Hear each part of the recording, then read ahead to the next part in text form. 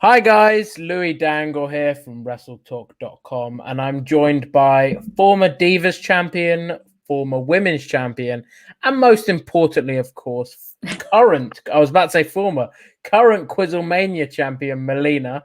Melina, how you doing? Yeah, doing good. I Perfect. mean, I'm WrestleMania champion. Exactly, exactly. And how have you found the last couple of months of craziness? And I always like asking people how the situation is where they are. I guess because I've gotten used to it. The first 3 months of last year was just like it was. Oh my goodness! I thought because I'm introverted that I could do this, and then I reached a wall, and I was like, oh my goodness, I'm gonna go crazy. And then eventually started coming back around. And I was like, you know what? I could do stuff. And I started doing little projects and you start getting used to it. So I haven't really, I know it's been, especially in LA, been bad and stuff, but uh, here where I'm at, I'm just like, you know what? I'm cool. I'm cool at staying at home. Yeah, you were saying, like how the situation is now and how it's taking time to get used to. It feels weird when I'm watching TV or watching old sort of TV series, and I see people in like a stadium or in restaurants or in like pubs and clubs. I'm like, no, spread apart. You're too close to each other. It feels weird. Like Or if we've got somebody used to coughs, this. it's like, COVID. Exactly. We've got used to this situation we're in now where anything else just seems strange. Yeah, but then it's good to know that you're adaptable. You know what I mean? That's why I'm like, you know what? And especially I tell people when you see WWE and you see like the Thunderdome and you see the people's faces, I'm like, this is so futuristic. I mean, people get upset about it, but for me, I see like this is awesome. Can you imagine people Mm, back in the 80s thinking like if we showed them what would happen? Let's not depress them with the COVID part, but say like the Thunderdome part, if we yeah, showed him that, to think that wrestling could be that way, like I don't know. I think I look at the positives. I look at the positives, and you have to when you're going through exactly. so much crazy, so much bad stuff. It's like you know what? I kind of tune that out. Not that I tune it out completely. You gotta face facts, Mm. but I still focus on the positives. I'm like, you know what? I'm still here. I'm still able to be around my family, but have my dogs, talk to fans online. Like I miss conventions. I do. I miss being able to go to appearances and see people face to face. But you know what? This stuff like this, look, it makes me happy. I'm grateful. It's awesome. I was actually watching a few of your interviews to prepare for this. One with Chris Van Vliet, you did. You're Oh, so positive. It was crazy to see. And I think one of the most, I guess, and I'm sure you get this a lot, is how different you are to your character in WWE. You must get that all the time. yes.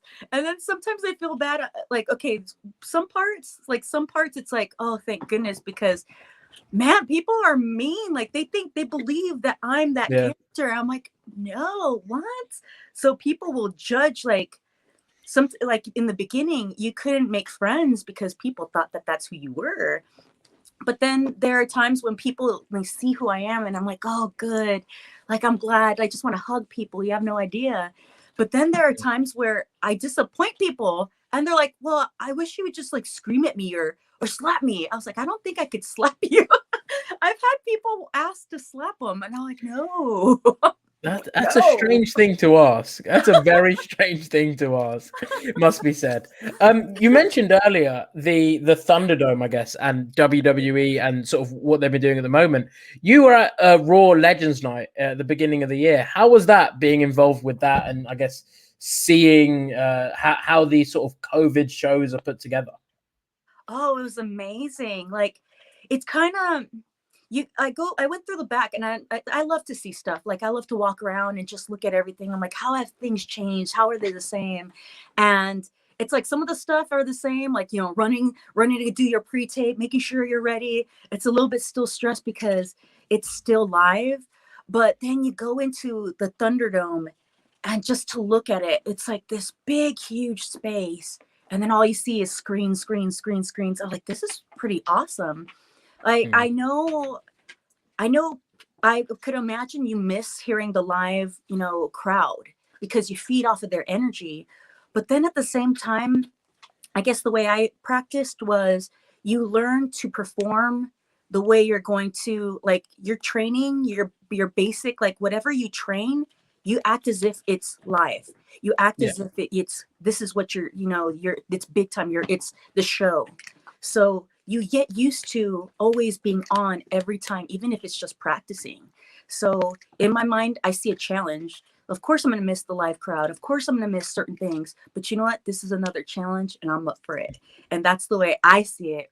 But I don't know. I haven't talked to everybody else, and sometimes it's kind of weird to bring up, like, oh, do you feel the same way I do? Like, who knows? But I know with Mickey and Lisa, certain people, yeah, we could talk about stuff like that, and it's true. But I look at that and I just thought, this is amazing. This is just amazing. Yeah, it's. I guess a lot of people when they saw you at Raw Legends Night with the Royal Rumble coming up later that month, I think people were kind of putting things together and being like, "All right, maybe we're going to see Melina at the Rumble," and Plant obviously we didn't. seeds.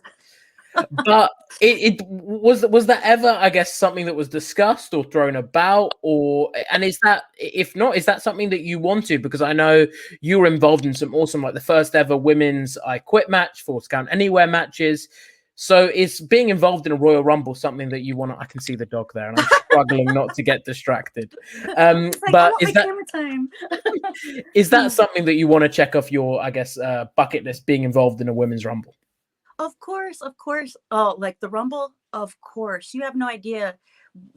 Back when there wasn't any female Royal Rumble, and I won, and I just put out a video last week, I believe, or I don't know, but like who knows? I get lost in time. But I put out a video that it was my third championship win, and it was at the Rumble, and that moment in time. Because it's a big deal to be a part of the Rumble. And regardless, Charlie Bear, and regardless of if it was the actual Rumble, that pay-per-view itself, that show itself is just incredible, and it's an honor to be a part of it. So for me to be able to have a championship match on that specific show, like, to me, it was just as good, because who knows if the women were ever to get a Yeah. Rumble.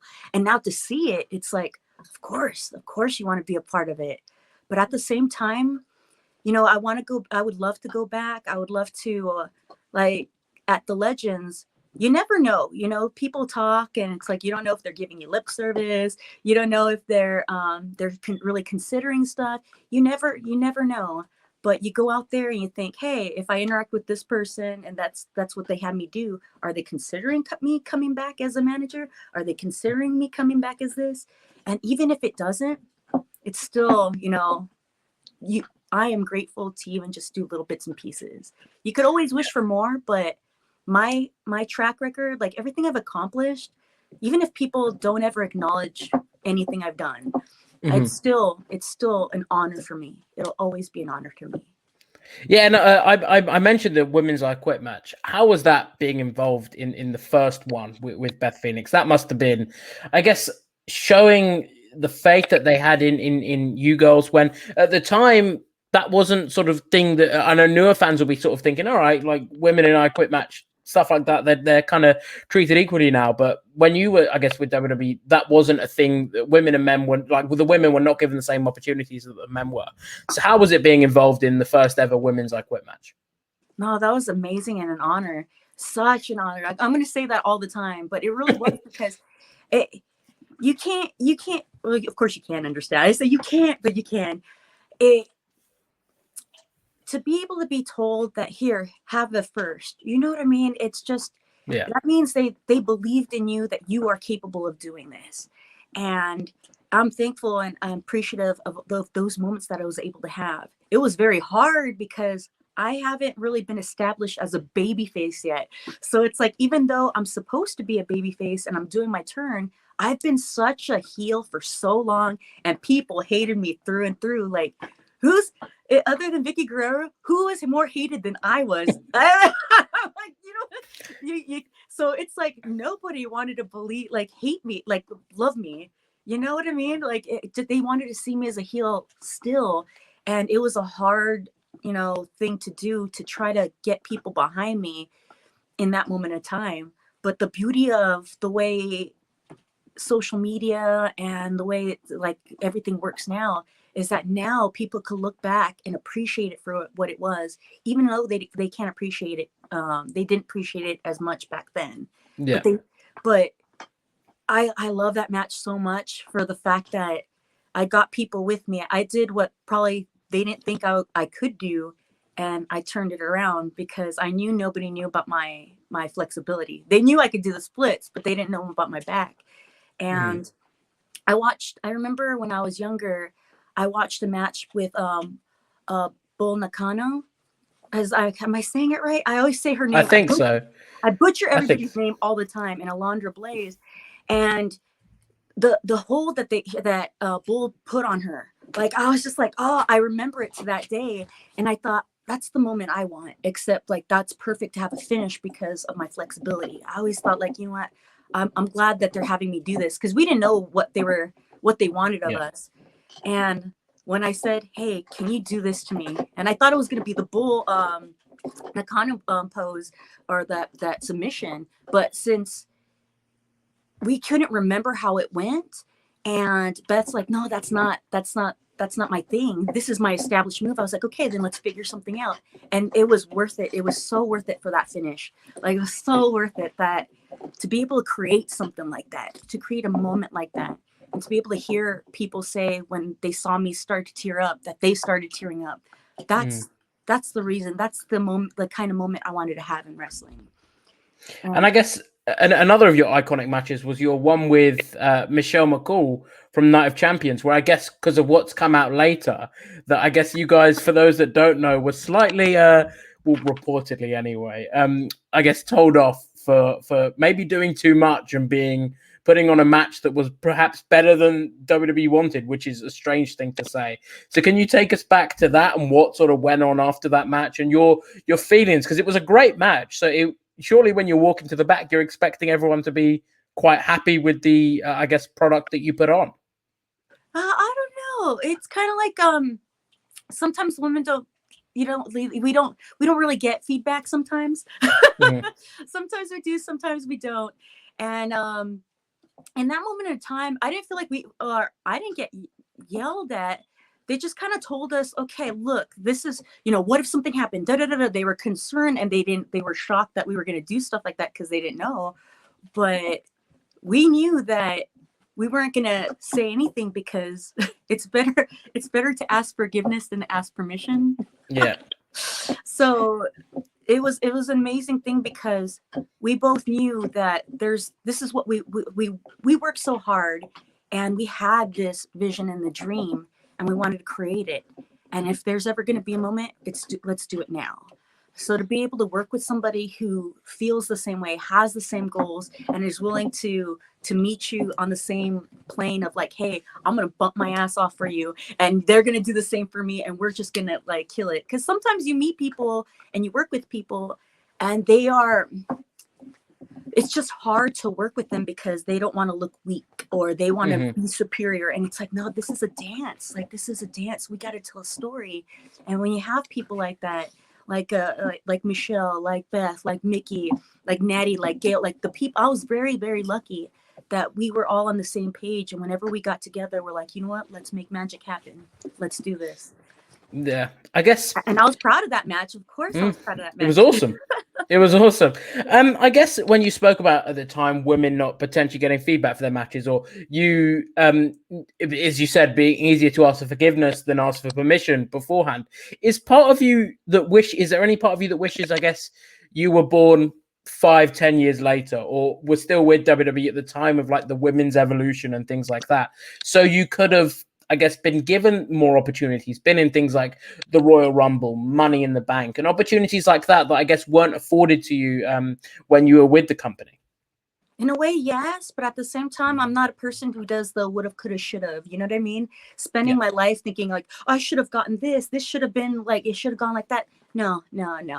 Because I'm more of like, okay, this is what it is. Well, my mind's gonna, create something else. Like where there's a will, there's a way. And I'm proud to be a person who's part of I guess, to be a pioneer. Yeah. Because I guess it tested me. it tested me, and I'm proud of being tested. These limitations just made me get more creative. And Mhm. and then the funny thing is that, you know, I think it's in the Wikipedia. I think WWE said that I had like a one of the best arsenals and all this stuff. It was like somebody mentioned I had creative moves and stuff. Well, that's what happens. Create like when you have limitations, it makes you think, and you have to do like work with what you have. And so that's what made things different, is because of these limitations. So I'd rather be tested and know what I'm capable of. And I don't know, it takes a certain kind of personality and heart to have enough passion that when you're told you can't do something, you still continue to do it because you love it. Mhm. You know what I Yeah. mean? Like sometimes I think, God, what can you imagine the people of the past, if they were able to have opportunities and times and people supporting them the way people have now? And I mean, would they still have that passion the way they did then? Or would it go away because it's just there? And, you know, why do I have to work? I I mean, guess. I'm Yeah. I'm gonna get my chance because I'm awesome. But at the same time, they had to show the world. They had to prove to themselves, no matter how much they got knocked down, when women weren't able to be a part of wrestling because women shouldn't have a right in the ring. Like I think about that and I think from the beginning of wrestling history, pro wrestling, when women had no place in the ring, women back then were like, you know what? I love this so much. I'm going to show you. I'm going to show Mhm. you. I mean, they had it harder than we did. They went through so much crazy, and their love for this, their belief that they could do it, got them through so much. And Yeah. that's what, Yeah. It's and I, awesome to hear that you're. I guess I didn't think about it that way. That because you weren't given those opportunities, you had to work harder for them, and I guess we're more appreciative when they did come. Is there anyone, I guess, that you think would have benefited, or like if you had to drop one person from, I guess, when you were with WWE into WWE today as like a female star that you're like they would completely thrive in the current era? Is there anyone that sort of jumps out to you as a someone, or maybe a potential match that you'd like to see past versus present? I think everybody would have. Like there's Mm, so many women, everybody who stepped into the ring, you know? You think about the last like 40 years, and there's so many women that would have done, maybe their look would be different. Maybe, you know, like you never know what it would be, but I think the fact that they did so well. Like if you go back and you look at matches, and they are so athletic. They are so athletic, and it's like, how is it that the women back then aren't acknowledged the way they are now? And I'm not saying just the divas era. I'm saying like, you know, the 70s and 80s and 90s. mm, You look at the wrestling, and it's just different kind of ways of going about stuff, different kind of psychology. But man, they gave their all. Some like there's I'll look at the bumps of some of the guys and stuff like that. And even like if you look at some Rumble stuff, holy cow, like people who are working for those pay-per-view bumps, man, they like just holy go out and they don't even like put their hand out, nothing. They just eat it. And I'm like, oh my God, that was like a backdrop to the floor, to the floor. How? And there's these big guys, super agile, but you don't remember them for that, to being that big and being that agile, you know? Because I mm. think when it came to late 90s, 2000, big guys were supposed to just be big and not do agile stuff. But if you look at stuff back then, it's like you see the difference in psychology and how people carry themselves, and some moves where I'm like, oh my goodness, that was so good. Mm.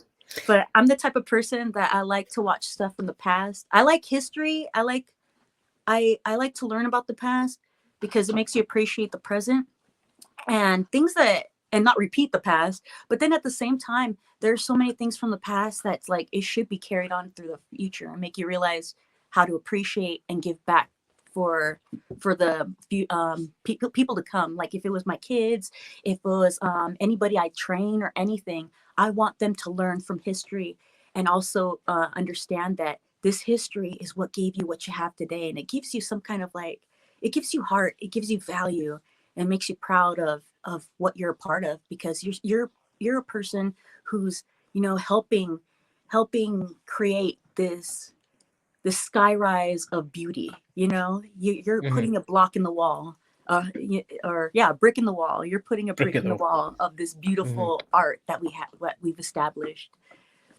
Yeah, and I heard in your interview with Chris Van Vliet, you spoke about, I guess, being slightly disappointed when the Divas title and the women's title were merged, and it went with the women's title, went with the Divas title. Because obviously you were such like, I guess a student of wrestling and a lover of wrestling history, as you mentioned, and the lineage that I guess was lost. So talk us through to that. And was your, I guess, wins of the women's title, did they mean more to you because of that? You know, at first it did. Like, of course it did. Like, it was hard because, like I said in Chris's interview, I always wonder, like, I held that title knowing that Trish and China and like everybody's like so many women that I admire, like they've held that title. And it was, I remember seeing pictures and everything and watching footage.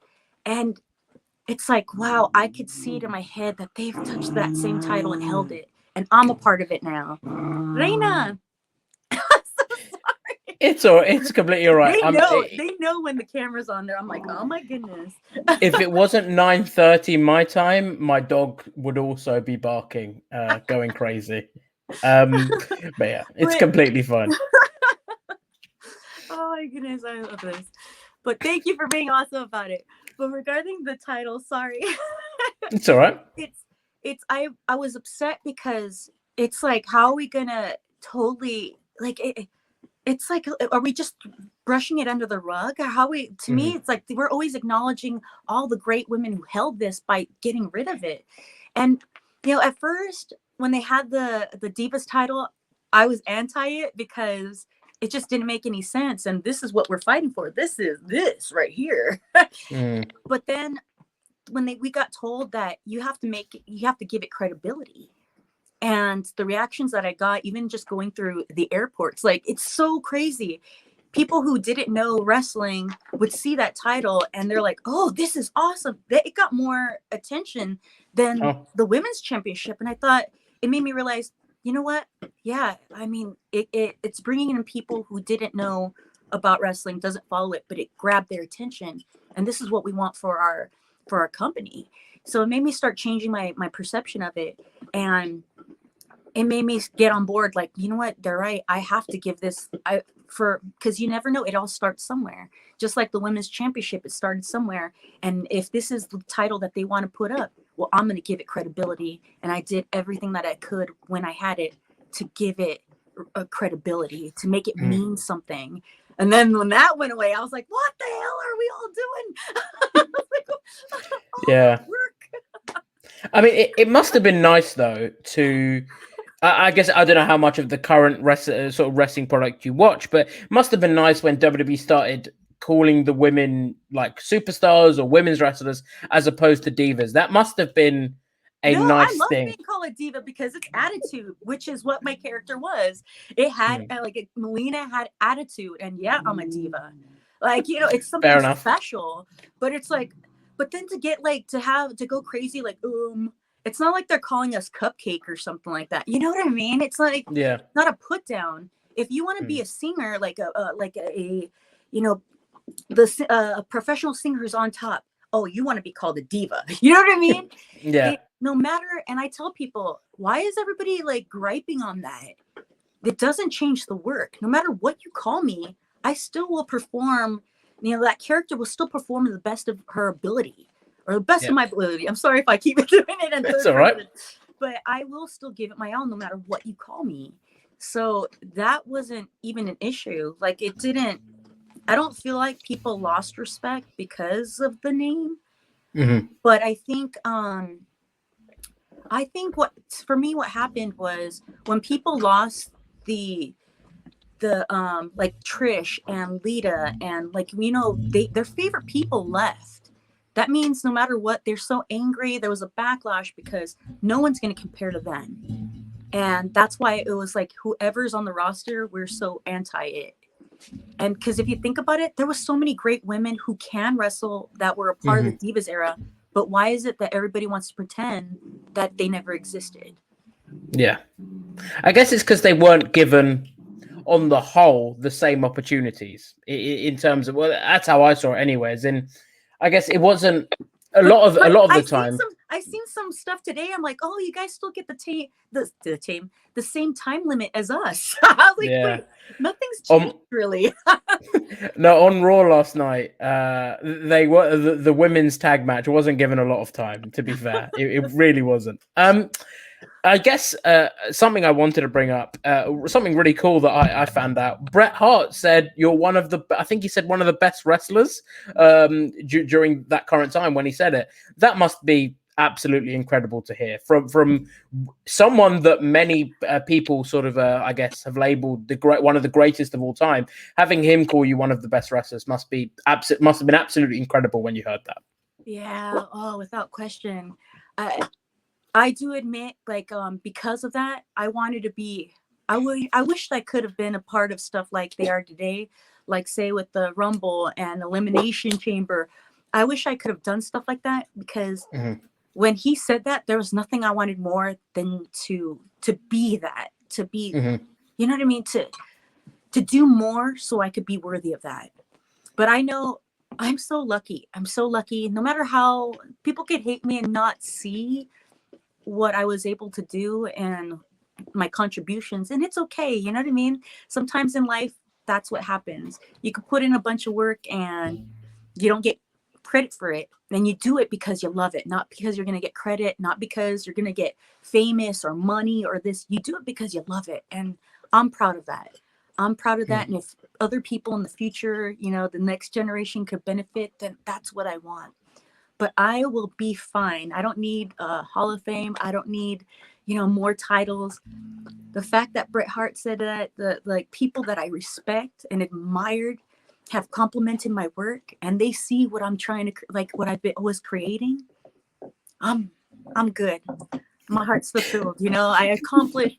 I mean, I wish I could accomplish more, but if I can, if I'm never gonna wrestle again, then I'm good. I'm good. It's an I honor. guess something I did want to mention. There were reports about, I think it was a couple of months ago, that you were returning to WWE. Was there any truth to those?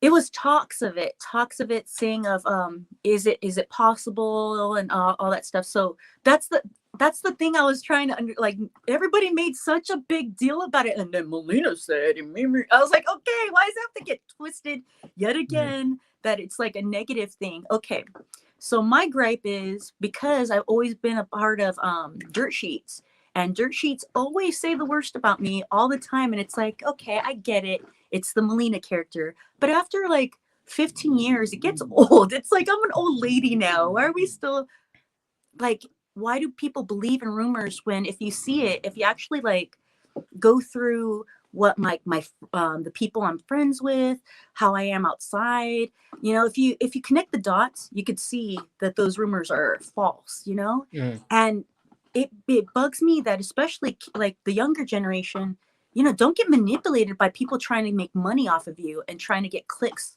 from you. Like if you want facts, go to interviews like yours. You know what I mean? When you interview people, you show people, you know, the actual person and you hear it from the horse's mouth instead of like all this Yeah. falsified stuff. Was in talks with them, but I never signed a contract.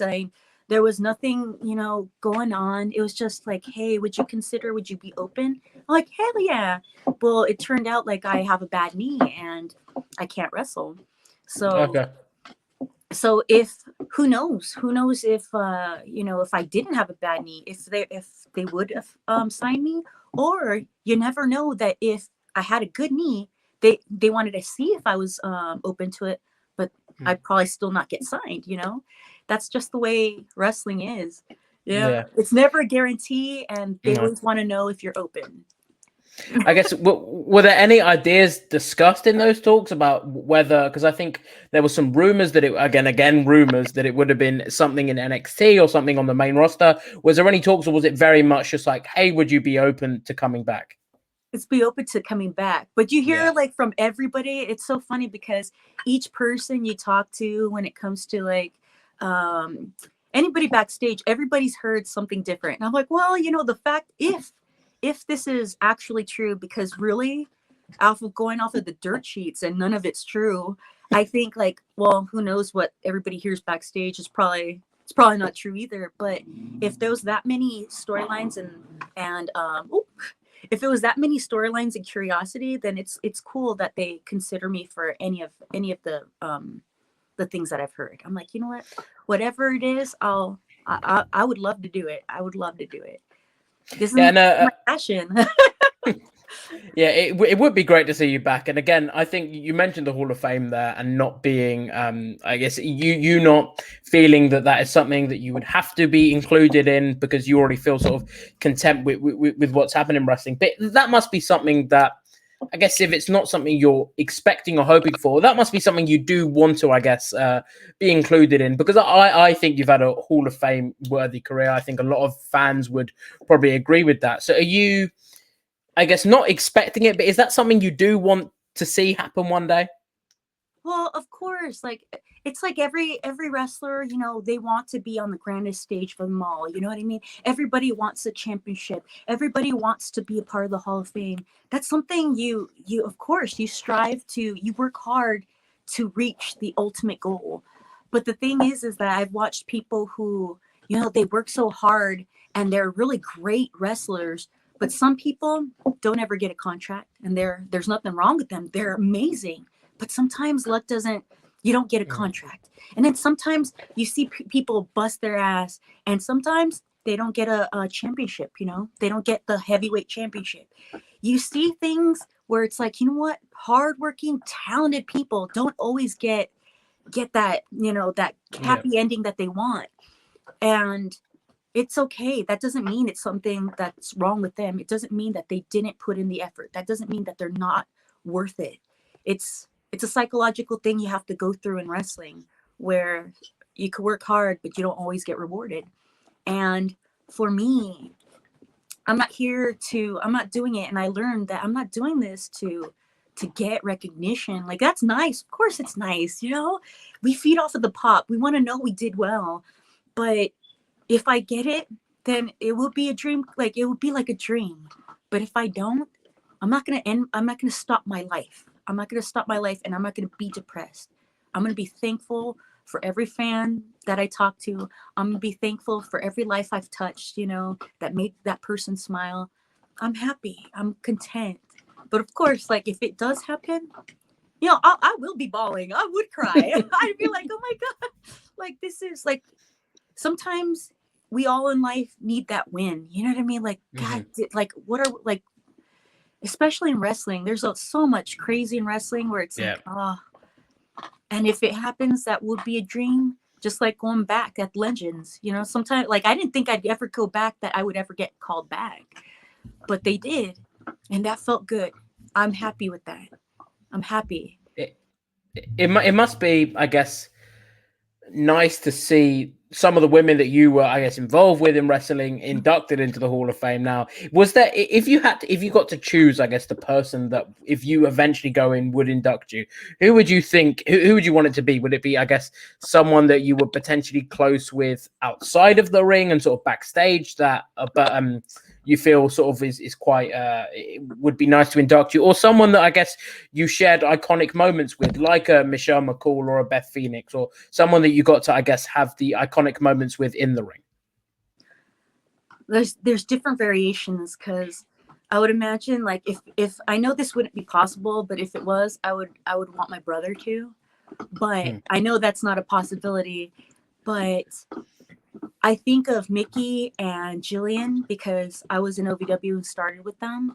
Yeah. But I also think Trish as well, because, you know, she's been, those three, like, they have been amazing to me. They've amazing. Like, you have no idea. So many people where it's like Jillian and Mickey are my sisters. You know, they see me through the whole entire ride, and I respect Trish so much because during times like that, and this is how, like, I've gotten, like, reputation or whatnot, you know, when you're on top, when you're given a lot of opportunities, and it's hard because there's a limited amount of women, and, you know, by the grace of whatever, the higher power, whatever's out there in the universe, I was able to be, thrive and do so much stuff with Eminem.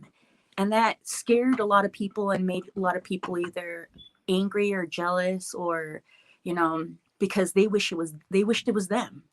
And I don't want to, like, my personality type doesn't want to cause conflict. I just wanted to perform. And Trish was a person who, she saw me and she like had so many great things to say. And when you respect somebody and they tell you, it's such an honor, and instead of like bashing me or trying to like ruin my career, she embraced me and she said, I want to work with you. I see potential. I see, bits of me in you. Like, for her to have faith in me and to want to work with me, that meant everything. That was like, oh my goodness, I finally made it.